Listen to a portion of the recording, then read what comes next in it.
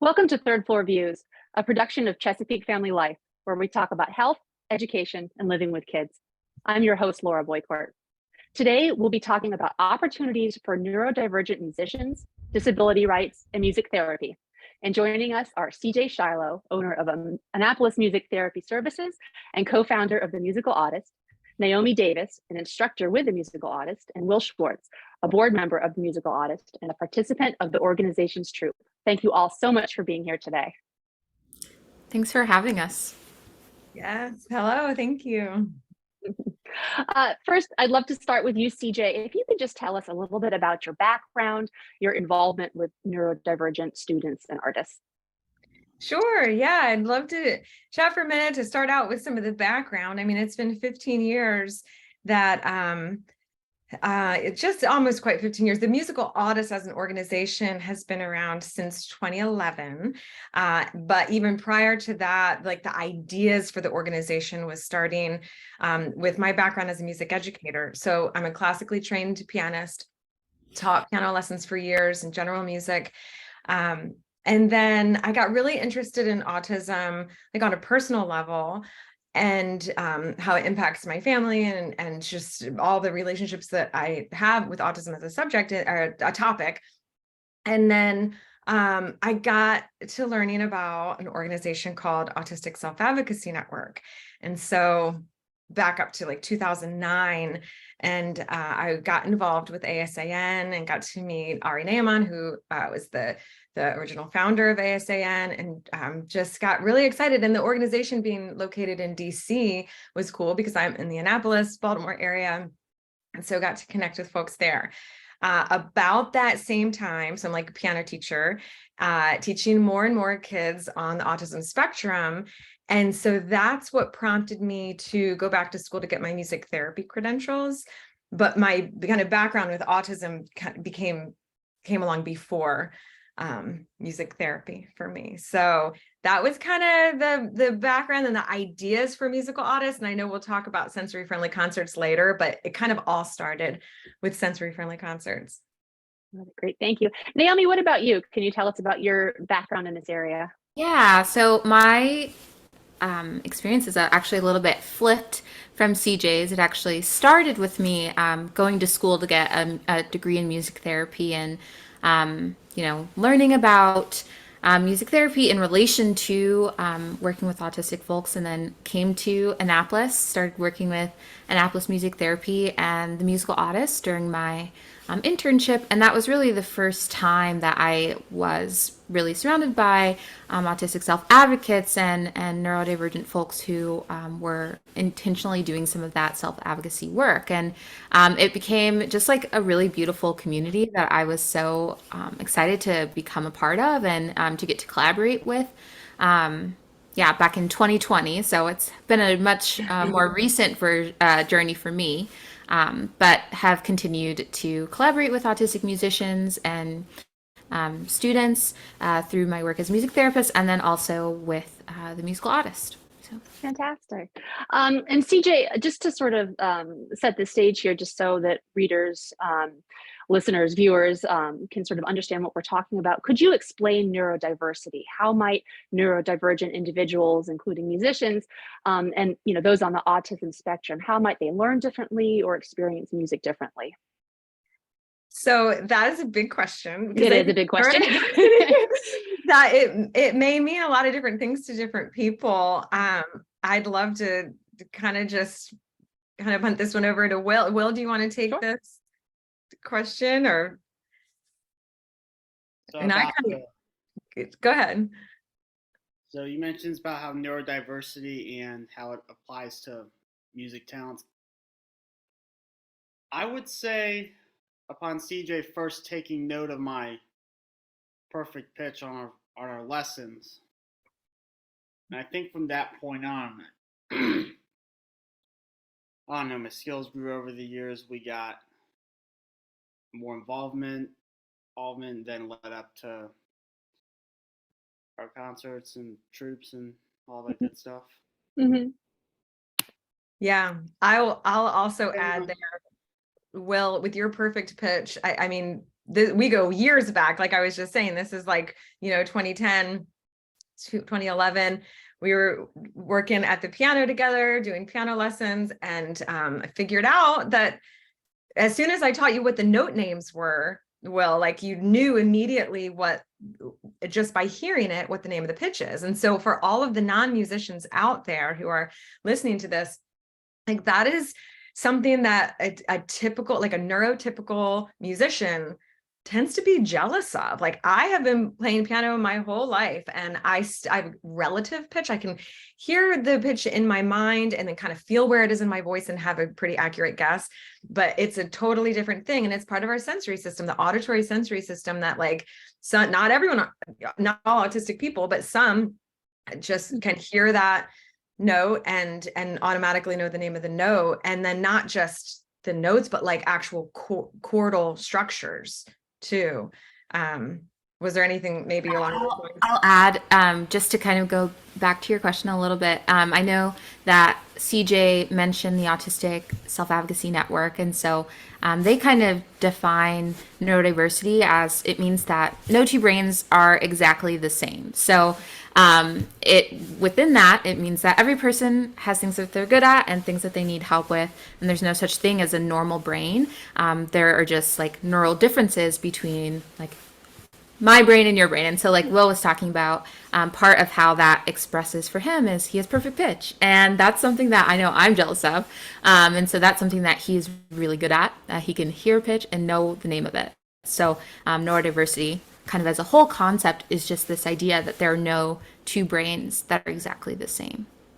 Absolutely. So whether it's two different musicians on the spectrum, they are experiencing this differently. They may have strength in certain areas, or okay, I see. That's great. Thank you for the explanation. Also, so to get back, go ahead. Sure. We'd love to also share that link to Autistic Self-Advocacy Network definition of neurodiversity. There's on that page, there's a lot of really great information. So maybe we'll send you the link. You can add it to the show notes or something. Oh, absolutely.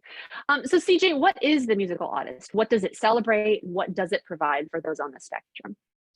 So the organization started and has always been a platform for self-advocacy and promoting equal access to the arts. And so that's where the sensory-friendly concerts came along, because I got to thinking about traditional concert venues, particularly in the fine arts, like classical music, where socially we're expected to sit still and only clap when you're supposed to. And the rules along with clapping, like you don't clap in between the movements of the symphony. I mean, even it can be very confusing. And in jazz, the same way, there's certain places where people clap after a jazz solo, or if you clap too soon, the solo is not over. It's really like there's embarrassing moments that we put on ourselves as a society, and how inaccessible that is, say for somebody on the spectrum, identifies as autistic, however, person with autism, there's different ways that people identify when it comes to autism.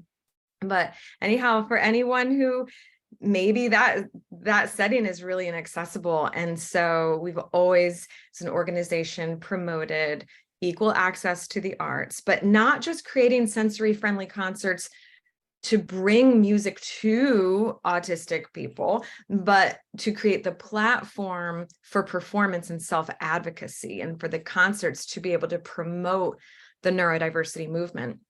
And back when we started in 2010, 2011, the whole idea of neurodiversity was very new. Like the term wasn't even very well known. And so that was a way that I thought, well, we can do this as an organization. Particularly like Will was involved from the beginning. Logan was also a huge part of the beginning of this, and Sunny Safarati as well. And so Sunny is the co-founder with myself. She identifies as blind and autistic, and she is performed in many of the concerts, was on the board with me as a co-founder. And so starting that organization, saying these are our gifts in music, let's use what we have to promote neurodiversity in the community. Wonderful. Naomi, did you want to add anything to that? No, you're good. Okay. A pretty comprehensive view, and too, just along with like promoting access to the arts. And that's kind of what Troupe is all about, which is another program of Musical Autist, where the focus of that is like one, promoting community and like relationship and friendship building, but then two, also having that opportunity to learn music and share music and then perform music in the community as well. Wonderful. So, Will, maybe you could talk for a little bit about what your experience has been like with the Musical Autist and Troupe, just some things that you've enjoyed along the way, how it's impacted your life. I guess the concerts are one of those things I've enjoyed. The concerts. Mm-hmm. Yeah, we've done a few at the community college, just not too far from here, and one at Peabody, even. Mm-hmm. All were wonderful experiences.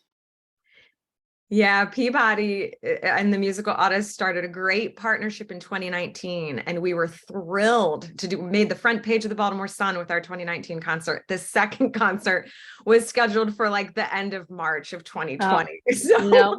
it's yeah. But yeah, I mean, we collaborated with, and like for me, that wasn't the only roadblock that spring. There was wondering if I was ever gonna make it back off the computer in time. Oh, complete out high school. Yeah. And Yes, but you made it through. And we did. It was planned, but where I am now, couldn't be any more grateful. Oh, that's wonderful. CJ, what were you going to say?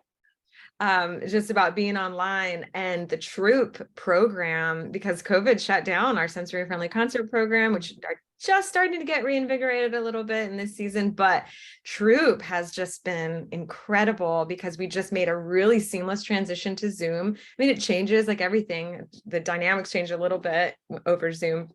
But I'd love to talk about Troupe for the rest of the time. I mean, we have all these classes going at Maryland Hall now.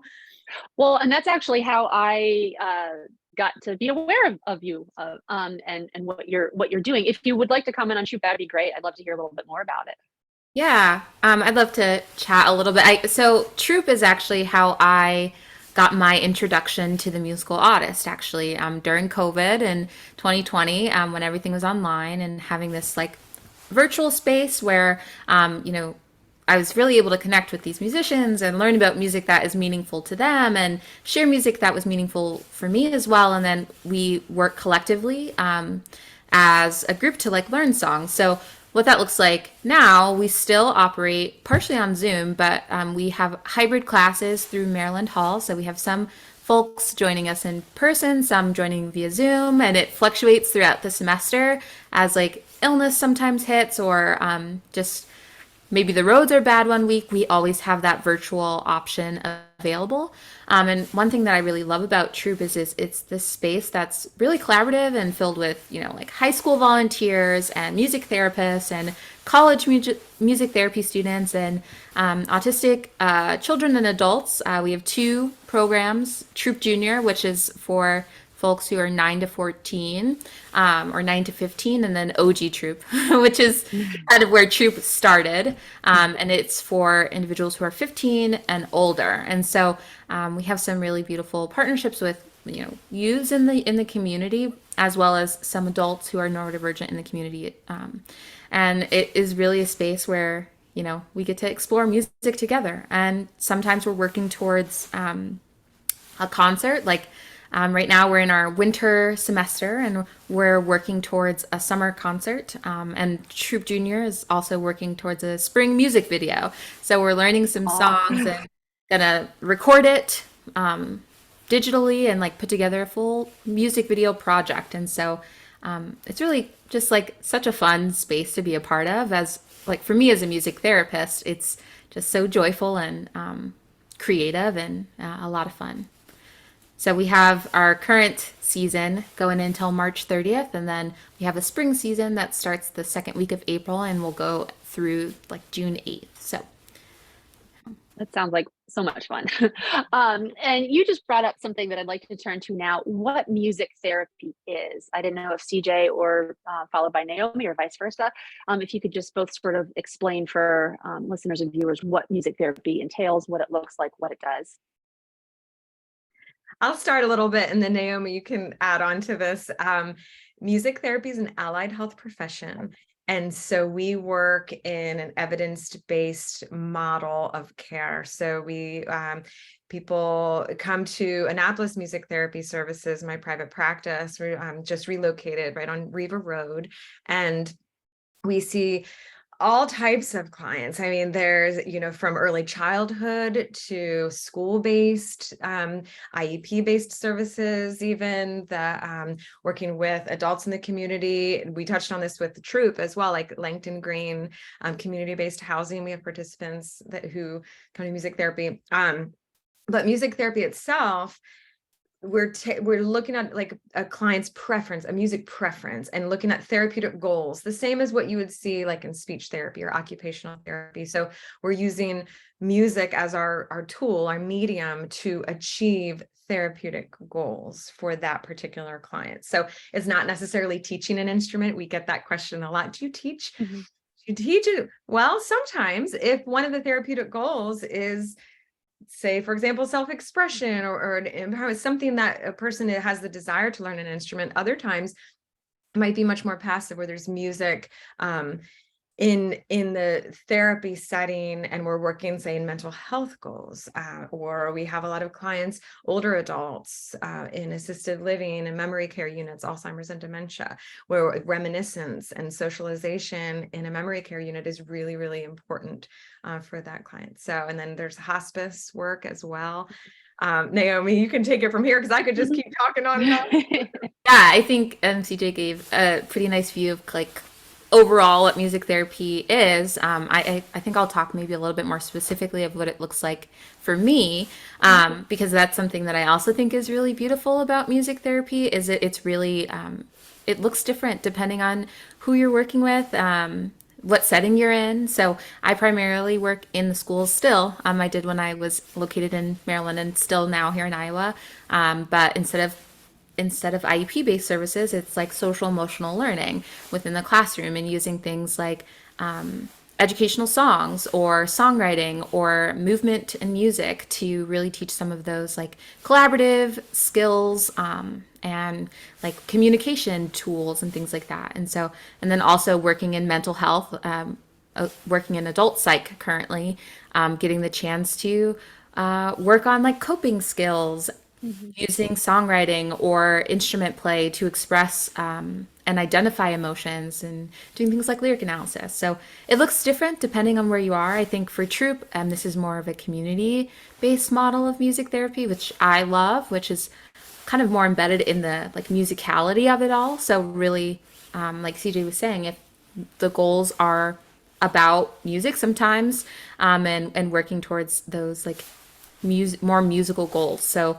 within Troupe, not everybody in those groups have like training as musicians, but they're still able to lean into like self-expression and shared like social skills with the other members of the group, and like building some of those relationships through the sharing of music and the performing of music, even if they don't necessarily have any training as musicians. Some of them do, but not all. Oh, that makes sense. And I know we talked about this, it was peppered throughout the beginning of our conversation, but going back to self-advocacy briefly, my understanding from what you've said is that it's providing opportunities and experiences for perhaps those on the spectrum to follow their passions, to follow what they'd like to do. Is that what we're talking about with self-advocacy?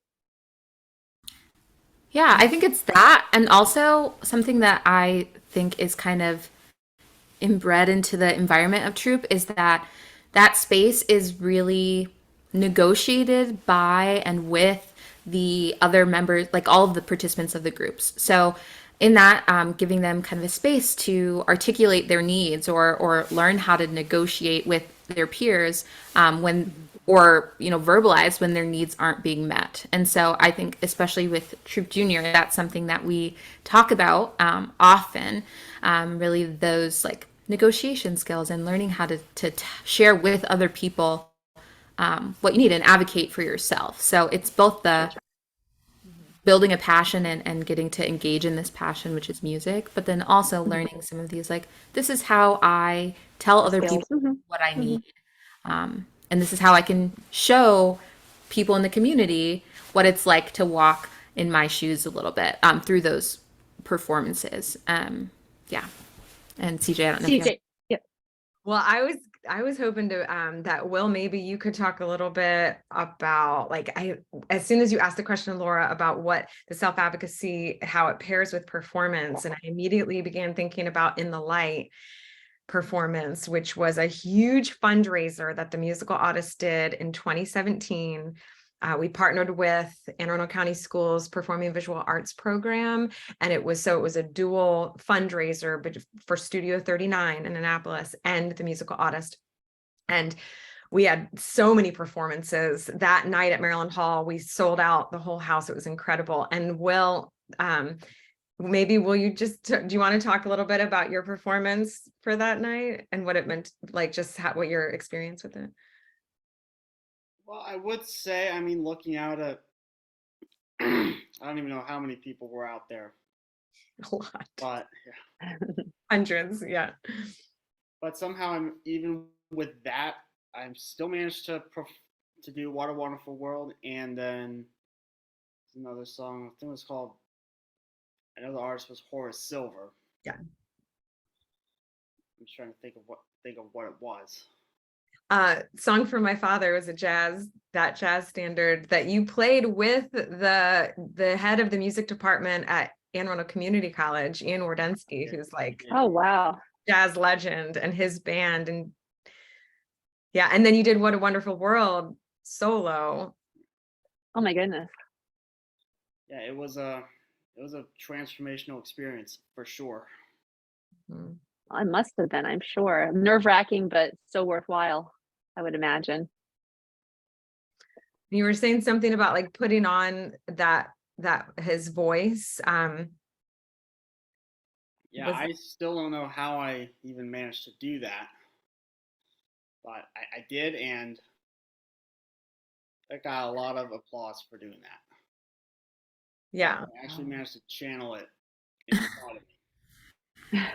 Well, I think I still hear stories about your Louis Armstrong voice and your channeling in that moment from current Troupe participants who still like talk about that all the time. Anytime that song comes up, they're reminded of it. So, oh, that's wonderful, legendary.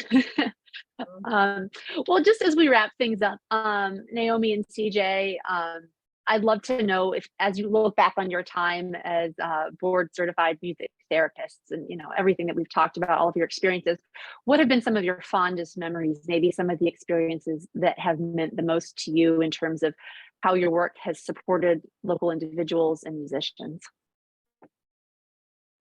go ahead, Naomi. You can take it. I was gonna say, wow, what a big question. I think It's huge. I like to give big questions and just take what you want from it. yeah. So, okay, I guess a couple of my fondest memories, so they've pretty much all been in like community-led spaces, like Troupe, and some partnerships with a local nonprofit in Baltimore, really getting to work on like projects like songwriting and performance. And really, I think something that I really value getting to kind of see unfold is young musicians and young like budding musicians not only getting the chance to like perform for the first time, but also to really get the chance to see a finished product and feel some pride in something that they created. And so I think a recent memory that always makes me smile is last summer we had an in-person concert for Troupe. It was the first time since COVID, and it was an outdoor concert, kind of small, and we had members of the community come, and I remember one of the participants of Troupe Junior turned into the like just most jaw-dropping showman in the moment. Aw. He was like directing the crowd and to sing along and kind of DJing his own performance, and he was so excited to share, to get the chance to share music with other people in person for the first time in a really long time, and also was just like hamming it up big time. Was just like really entertaining. Like he was entertained and was like really kind of buying into the experience of entertaining other people, and it was just a lot of fun. And so I think just in general, whether it is, you know, in a like dyadic kind of interaction or in a public facing performance, seeing young individuals and musicians really takes pride and excitement in getting to share music with another person, whether it's, you know, just me or, you know, a crowd of people. So Right. Thank you. CJ, what about you? So I think my greatest honor is also my it's kind of a lot of feelings with having been I'm co-founder of the Musical Autist, and seeing, so I always just feel like I've just been along for the ride. Like it was kind of the right time, right place that the concerts happened. There was interest in that, and then it kind of just kept growing and growing. And so learning to lead a nonprofit, like I was the president of the board and board chair and executive director, kind of like most nonprofits start really small, and the kind of head person does everything. And Sunny, some different things going on in life too, where she just didn't really want to take that leadership role. And so I found myself at that role for a lot of years. But I'd say now my greatest honor in the Musical Autist is being able to step back, and the organization is growing and just moving along beautifully without me, which sounds funny in a way, but like nothing, even though I miss it a lot, it like brings me so much joy, because the need in the community for music-based programs is so important. And most importantly is that there are organizations for autistic people led by autistic people. And that's one of the strongest foundations of all work that's happening in the neurodiversity movement.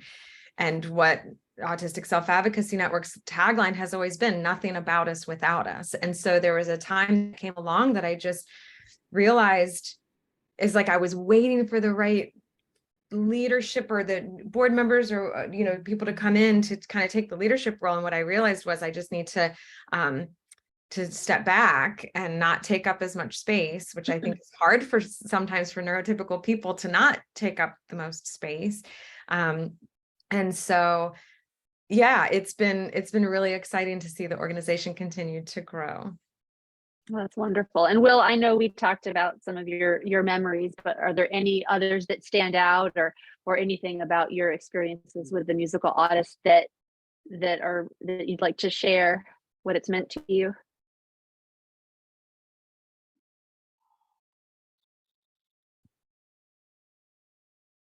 I guess I would say upon first starting, like the very first concert I ever did, gave me a chance to express my talents in a way that worked for me. Mhm. And yeah, I would say that's one of my fondest memories of Musical Autist. That's great. Well, I'm glad that it's meant so much to you and to so many musicians and individuals in the greater Annapolis area. And thank you so much to all of you, to CJ Shiloh, Naomi Davis, and Will Swartz for being with us today to discuss music therapy, the Musical Autist, and celebrating neurodiversity. Thank you to all of our viewers and listeners as well. Make sure you visit ChesapeakeFamily.com for up-to-date local information on home, health, and living for today's Maryland parent. This episode will be archived on ChesapeakeFamily.com in video and podcast format. I'm Laura Boycourt with Chesapeake Family Life and Third Floor Views. Thanks so much for joining us.